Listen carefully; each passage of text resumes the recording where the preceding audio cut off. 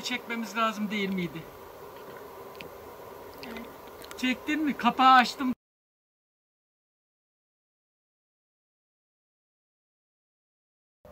AUG 12 76 santim uzunluğunda, yaklaşık 4 kilo ağırlığında.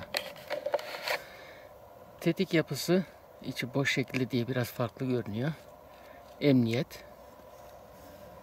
Şarjör düşürme mandalı hem aşağıda var.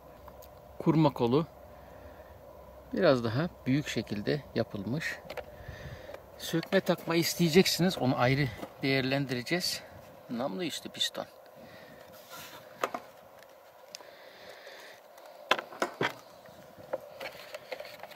Yine sağ tarafta ise bir Picatinny ray da burada mevcut. İsterseniz fener takabilirsiniz.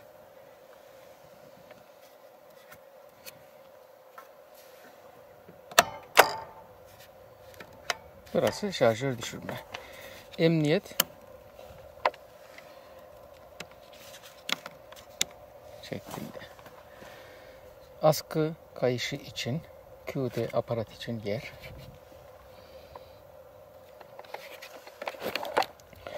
Ön taraftaki tutamak şu şekilde asılarak kapatılıyor. Açarken de yine öne doğru çekerek yapmanız lazım. Tek elle biraz zor tabi. Şöyle yapayım göstermek için. Böyle. Yani öne doğru çekerek şeklinde. Flash hider var. Mekanizma üzerinde bir kurma kolu yok.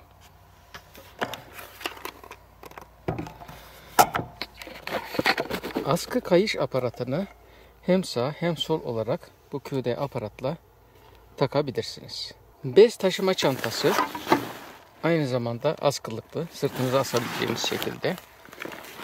Şuradaki cebinde üzerinde ikili şarjör takılı olarak geliyor. Ben beşli şarjör taktım. Bir adet ikili, bir adet onlu, bir adet beşli şarjör. Askı kayışı.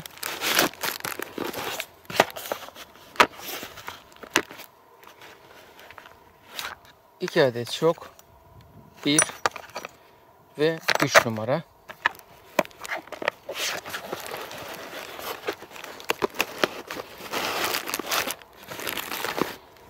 Yan tarafta bir cep daha var. Oraya bakalım. Kauçuk kulaklıklar. Atış gözlüğü. Bu renkliymiş. Güzel, güneşli havalarda gayet güzel işe yarar. Şeffaf değil bu. Bir temizlik için bez. Kullanım kılavuzunuz. Türkçe olarak bütün parçalarını ve sökülüp takılmasını detaylı olarak anlatan farklı modelleri de gösteriyor Serengeti'de. Bizimki AUG modeli. Burası AUG 12. Gördüğünüz gibi söküm takım. Alın size video.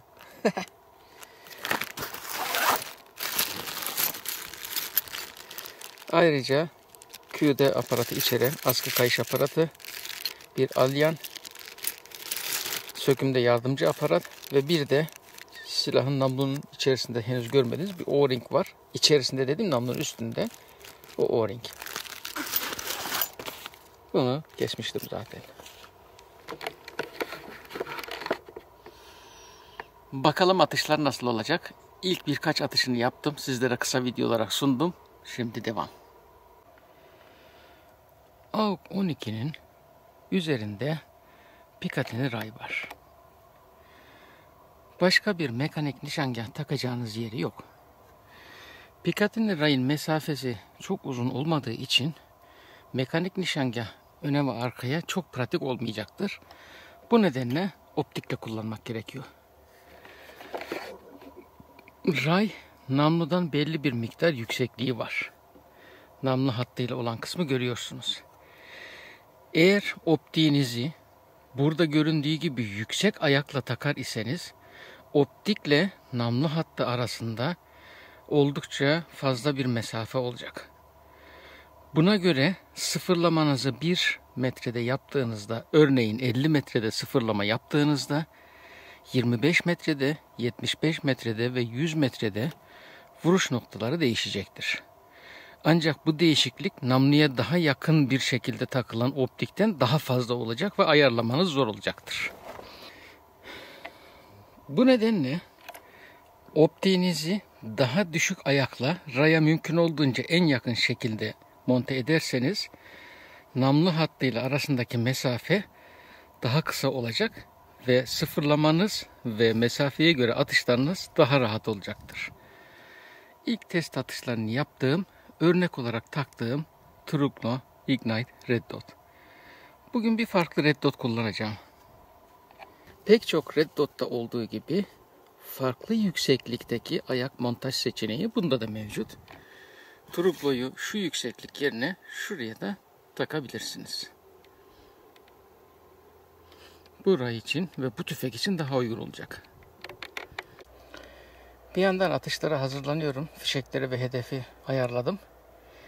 Bugünkü atışlarımda Earmor M300T elektronik kulaklık kullanacağım.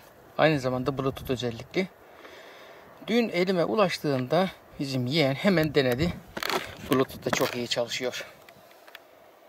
Şurada bazı özelliklerini sizler için vereyim. Ve yine bugünkü atışlarımda kullanacağım Vector Optics'in Frenzy Plus 1.18-20 Multi Reticle optiği. Bunun da kısa videosunu yayınlamıştım. Çok pratik, minnacık, küçücük, güzel bir Red Dot. Mikro Dot mu diyelim? Aynı zamanda güneş enerjisiyle kendini şarj ediyor.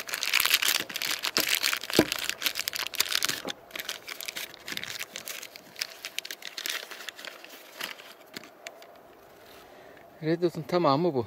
Solar paneliyle beraber. Bakalım 12'de ne kadar dayanacak. Red Dot'u monte ettim. Rayın en ön kısmına. Ray ve bu ray polimer yapıda. Bunu da bilelim. Atış kulaklığını çıkardım. Onun da içerisinde plastikleri koruma artı isteyen için ilave silikon kulaklık da çıkıyor. Biraz atış yapalım.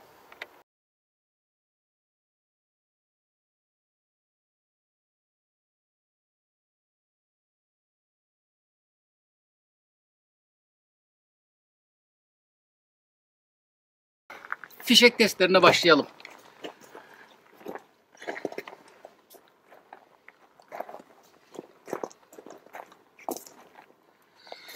Birinci olarak Sterling 30 gram.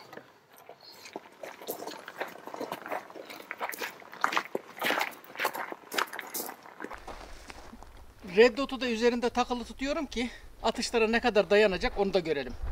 Vektör göstersin kendini. 30 gram sterling.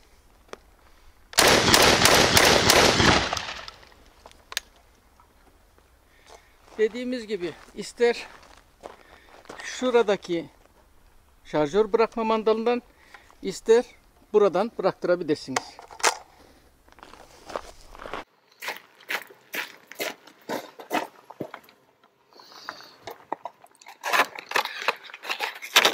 ...32 gram... ...Komes... ...Comes... ...ne derseniz deyin.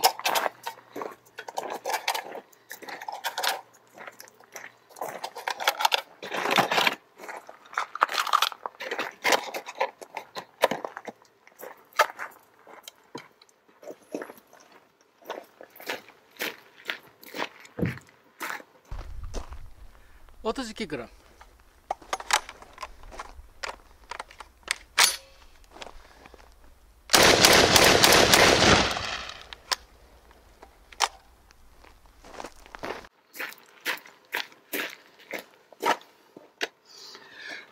...32 gram jet. Farklı markalarla dediğimiz gibi atıyoruz. Böylece gram aynı olsa bile marka seçiyor mu onu görüyoruz.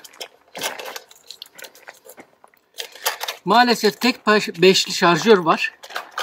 Ondan dolayı tek tek deneyeceğim. Biraz uzun sürüyor.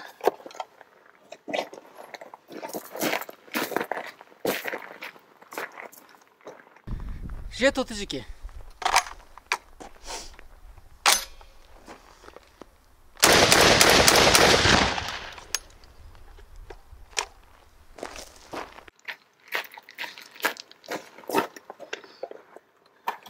YAF 32.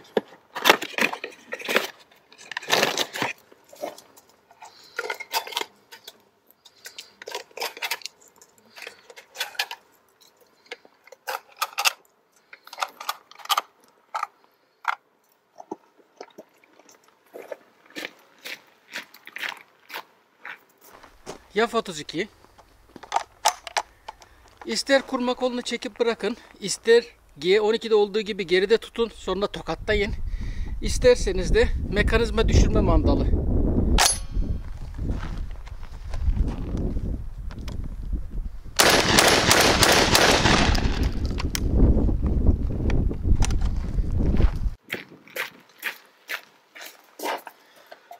...32'de şurada 2 tane züberim kalmış. Geri kalan kutum yok. Şu ikisini atayım da.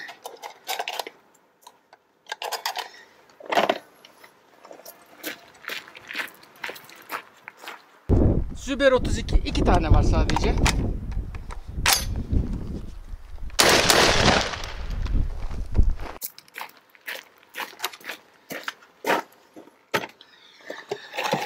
Farklı bir fişek. Biortapa Special özel seri 33 gram. Özkursan. Fişeklerin arasında bu da kalmış. Biortapa'yı şarjörler pek sevmez. Geniş pirinçli.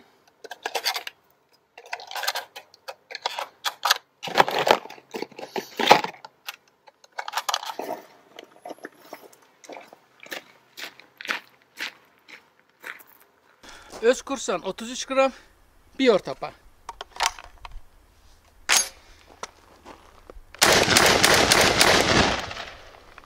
Fark etmedi.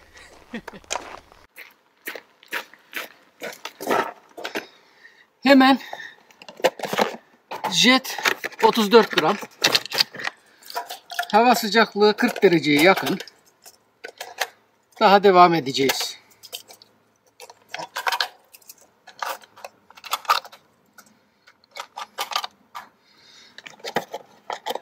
Jet 34.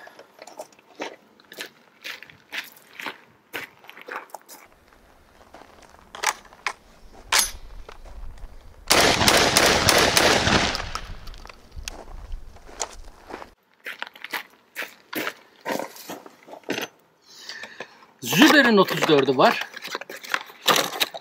Hemen onu deneyelim.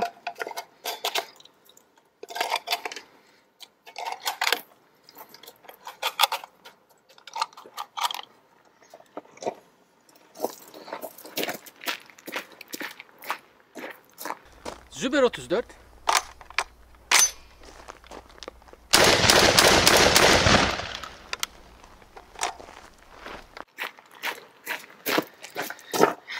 Evet. Bu sıcakta ağırlara geçmeye devam. Züber 36.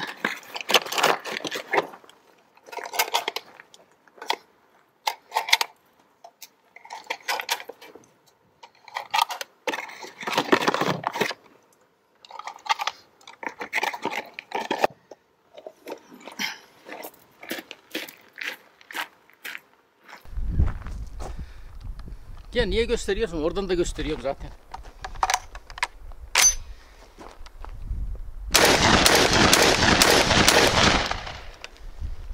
...36 da tamam. Ve hava sıcaklığı değişmeksizin... ...her zaman denediğim... ...40 ve 50 gram. Ama 3'er tane. Evet, eziyet ediyorum ama atacağım.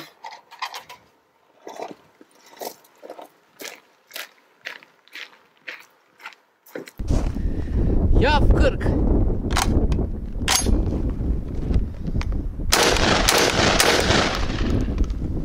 Abo.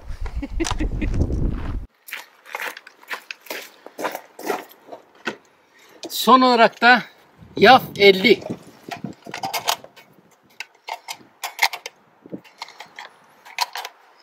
Vallahi şarjöre zor sığıyor ha.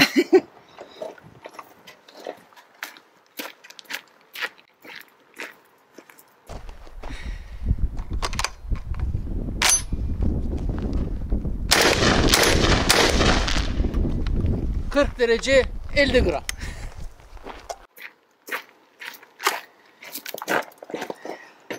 Merak ettiğim bir şey var. G12'de de çalıştırmıştı. Sterling bombastik. Bir deneyelim mi bunu yine?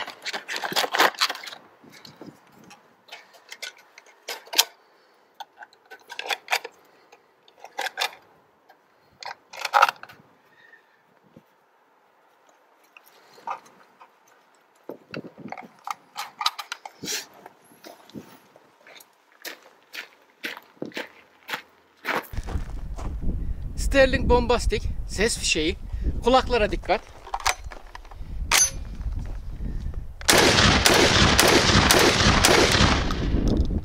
Bu nasıl bir ses fişeğiyle hepsinde çalışıyor. O da güzel. Hemen emniyet.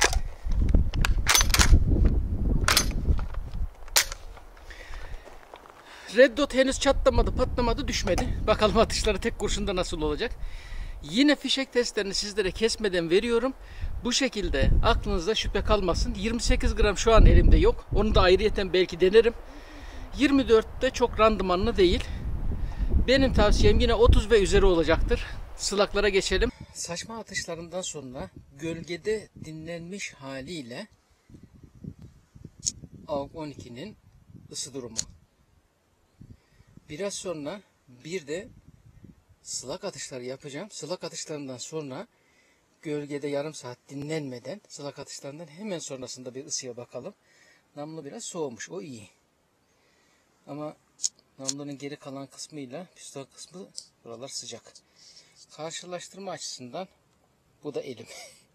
Yani elimin sıcaklığıyla iç kısmın metalin sıcaklığının ne kadar birbirinden fark ettiğini bu sıcaklık renk farkından görebilirsiniz. Red Dot'umuzda ısı yok. Ta silahın renginin siyah olmasıyla raya kadar ısınmış durumda. Ama bu şu anda normal sıcaklık. Yani elinizi dokunduğunuzda hafif bir sıcaklık haricinde ciddi bir fark hissetmiyoruz. Az sonra bunun bir de atış sonrasına bakalım. Metal şarjörlerimiz. Bakın bunlar da öyle ciddi bir sıcaklık yok. Karşılaştırma açısından. Bakalım sonrası nasıl olacak. Sırayla farklı sılakları deneyeceğiz. Birinci olarak Gualandi Style Jet. Üçer atış deneyeceğim. Bazılarında bir ya da iki fişek var. Ona göre yapacağız. G3'teki kurma kolunu vurma işini burada da yapabilirsiniz.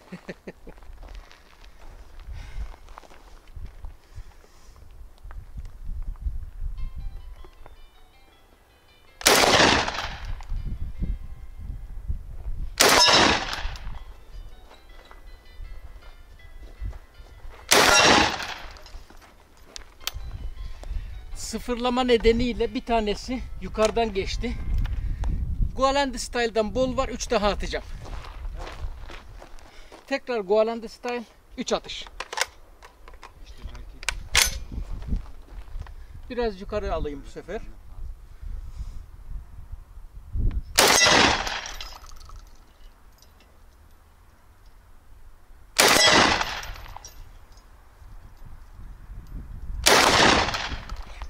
Sallanırken kaçırdım. Bir spreyleyelim. Silah boş. Emniyette, namlu yukarıda. Dikkat. Şimdi fişek doldurayım.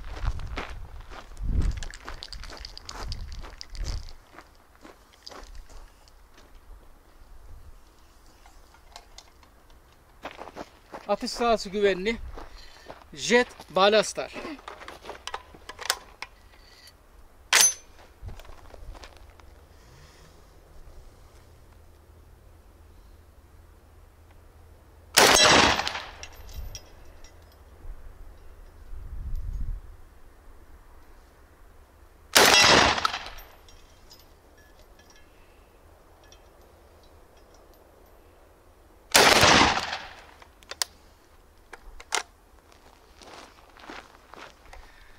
Züber Palla.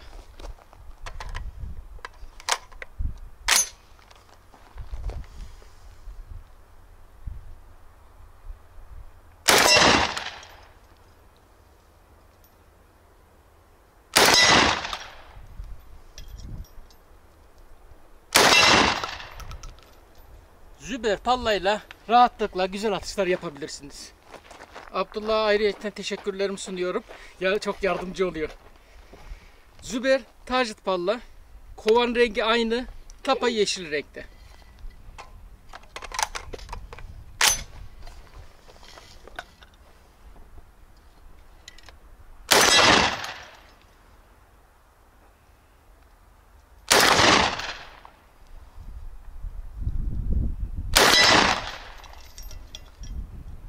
Sola kaçırmazsa aynı yerden devam. Dediğim gibi tüm fişeklerden yeterince yok. Meca Double Impact'ten 2 tane var. Bir tane de Yaf Slug Gold var. Onu sonra atayım. Önce Meca'yı bir atalım.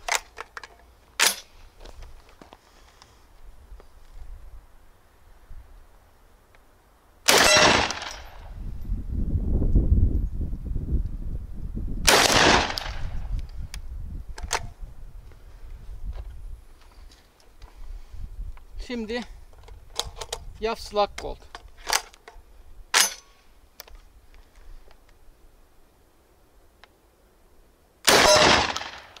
Ortada. Azıcık bulabildim. Yaf Speedy Slug.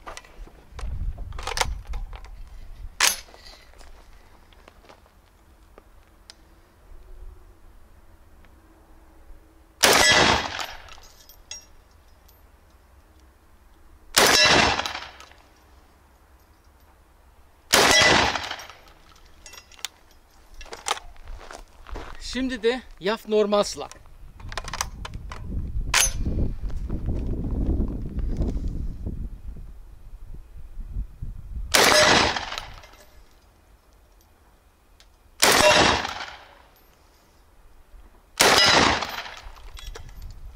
Güzel sallanıyor be. Sterling Slug.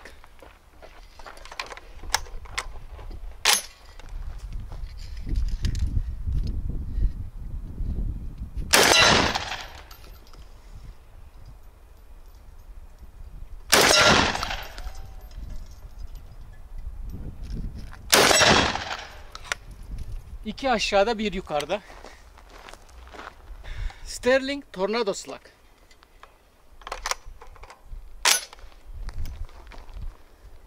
Namluya dokunulmuyor.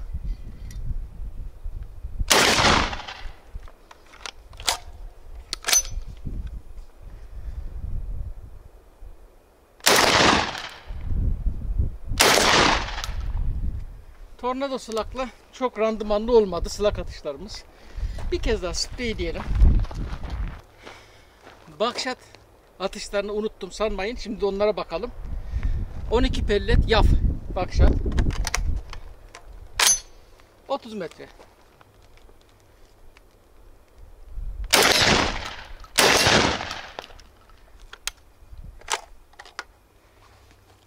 Ve Jet'in bakşatı var. Bu 9 pellet. Böylece bunların namlu çıkış hızlarını da görmüş olalım.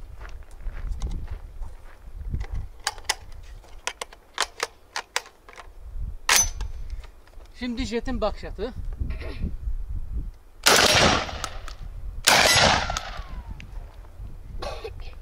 Bir tanesi iyi ses çekti ha. Şimdi son olarak Sterling 30 gram saçma fişeğiyle namlu çıkış hızına bir kontrol edelim.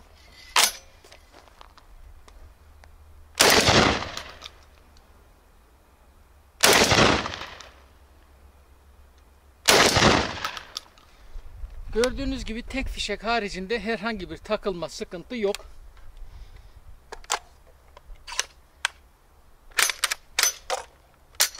Şimdi hedefi yeniden boyayacağız.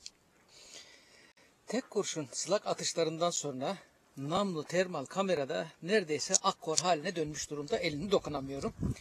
Özellikle şuradan tutarken şu kısma metale dokunmayın. Direkt olarak elinizi yakıyor. Bakın şu kısımda da hafif ısınma var. Tabi kaç tane tek kurşun attık.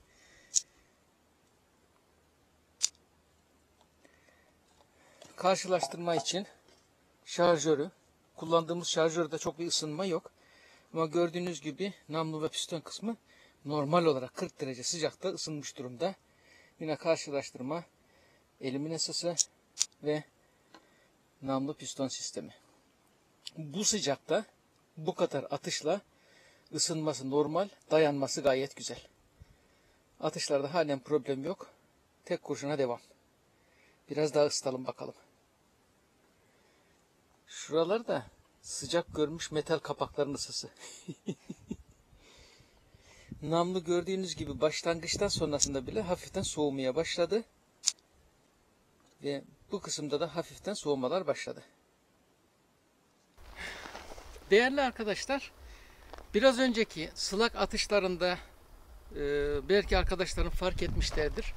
Red Dot biraz daha arka kısımdaydı. Arka kısımda şurada hafif bir salınım hareketi hissettiğimde rayın gövdeye bütünleştiği kısım olan şu kısma Red Dot'u alarak burada sabitledim. Bakalım nasıl olacak.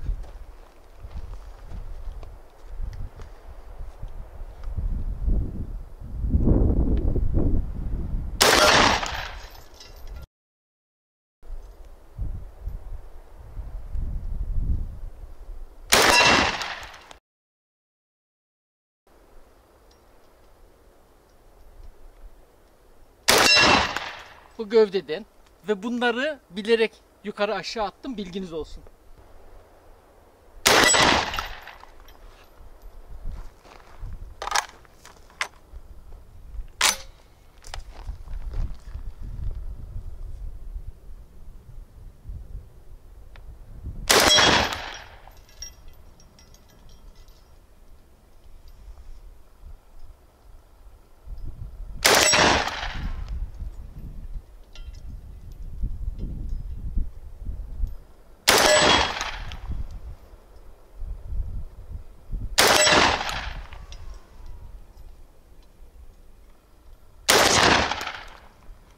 Bir tane halen ıskalıyorum.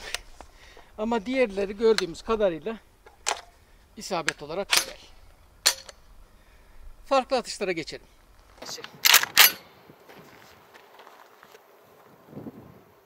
Ben hazırım. Bastım.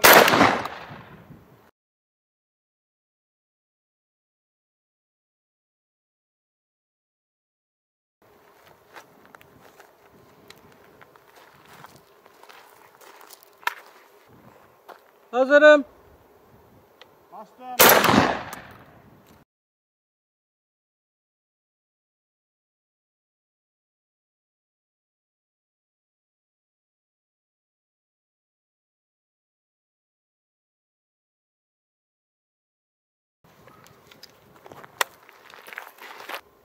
Bastım.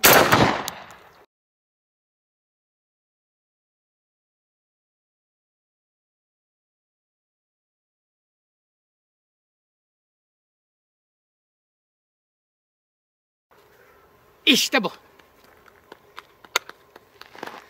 Bu da böyle olsun arkadaşlar. Silah emniyet alalım.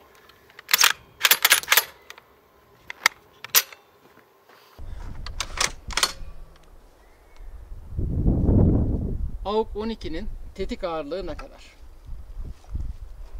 Bullpup'larda tetik ağırlığı genel itibariyle biraz ağır olur. Bir kontrol edelim bakalım.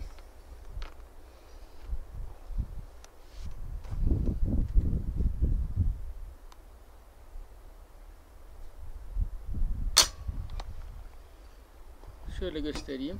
Görünüyor. 4180. Bu bir.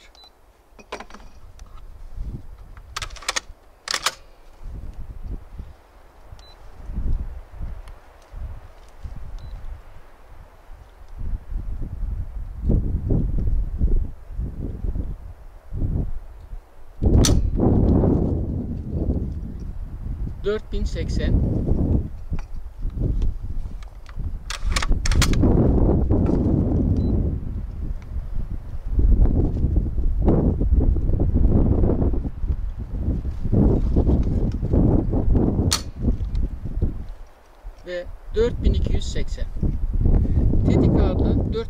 sabit üzerinde. Atışlarınızda ona dikkat ederseniz isabetiniz daha yüksek olacaktır. Şimdi biraz havada plak atışı çalışmaya çalışacağım. Ya da vurmaya çalışacağım. 30 gram sterlin, 8 numara, sonrasında 3 numara, artık ne denk gelirse.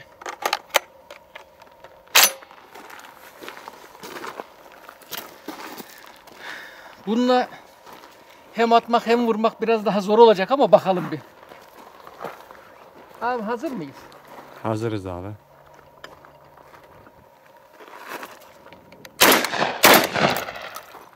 Red Dot'a denk getiremiyor.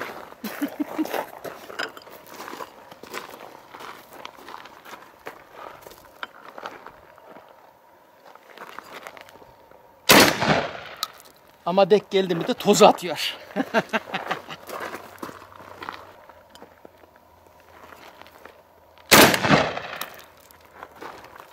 Gönder bakalım yukarı doğru. Gönder. Başkası atınca daha rahat oluyormuş. Değerli arkadaşlar, bir diğer inceleme videosunun daha sonuna geldik. Yine bu tüfekle ilgili de birinci video olarak kabul edebilirsiniz. Farklı atış düşünceleriniz var ise lütfen yorumlarda belirtin. İkinci kısımda onları da çekmeye çalışacağım. Aynen G12'de olduğu gibi. Bugünkü atışta Vector Optics'in bir Red Dot'unu kullandık. Earmox kulaklığımızı kullandık ve bol miktarda atış yaptık. Yine tahminen kaç atış yaptım? Lütfen yorumlara belirtin. Önümüzdeki videolarda görüşmek üzere. Sağlıcakla kalın. Desteklerinizi esirgemeyin. Halen abone değilseniz lütfen abone olun.